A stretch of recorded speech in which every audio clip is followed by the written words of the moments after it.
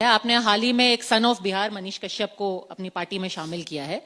उनके कई पुराने ट्वीट लोग निकाल करके कह रहे हैं कि ये उनकी सोच है। क्या ये जन स्वराज की विचारधारा है? क्या ये एक एग्जाम्पल आप सेट करना चाहते हैं बिहार के लिए और देश के लिए? आप तो उत्तराखंड की है, गंगा वहां से निकलती है और वहां सैकड़ों नदियां, छोटी बड़े नदियां बंगाल आते आते गंगा में समाहित होता है।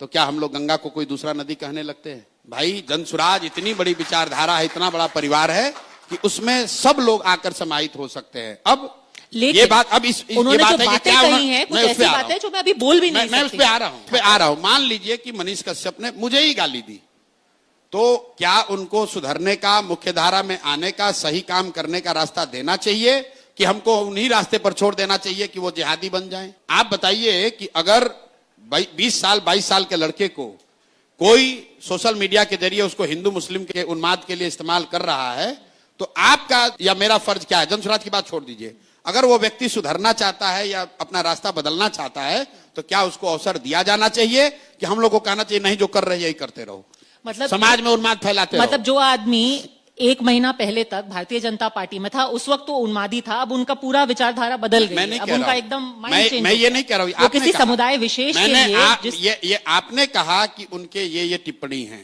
तो गांधी जी के साथ बाबा साहब भी साथ में काम किए। बाबा साहब का गांधी जी से कई मुद्दों पर बहुत मतभेद था। सुभाष चंद्र बोस जी उनके साथ काम किए, उनका भी कई मतों पर उनसे गांधी जी से सहमति नहीं थी। बहुत सारे लोग ऐसे थे जिनकी सहमति नहीं थी। जो कांग्रेस थी आजादी से पहले, मैं बार बार कहता हूं कि जन स्वराज एक मायने